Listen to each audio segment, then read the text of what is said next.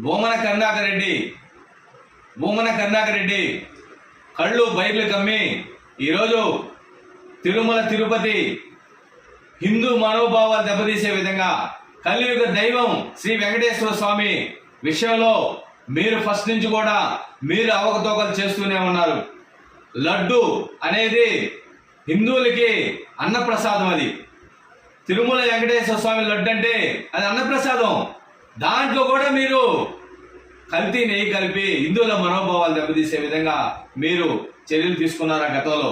అదేవిధంగా గోశాల విషయంలో కూడా భూమన కరుణాకర్ రెడ్డి ఇదే విధంగా అక్కడ పశువులు చనిపోయి ఆవులు చనిపోయి అని చెప్పేసి ఫేక్ మాటలు మాట్లాడాడు.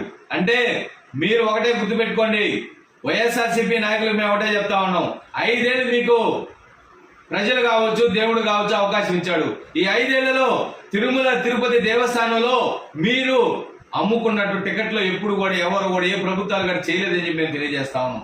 ఒక్కొక్క టికెట్ ధర 10 నుంచి 50,000 రూపాయలకు అమ్ముకున్నారు మీరు. లడ్డులు ఈ విధంగా మీరు హిందూ మనోభావాలు దెబ్బతీశారు కాబట్టి మీకు తిరుమల తిరుపతి శ్రీ వెంకటేశ్వర స్వామి మీకు మీ వైఎస్ఆర్సీపీకి 11 సీట్లే పరిమితం చేశారని చెప్పి మేము తెలియజేస్తాం.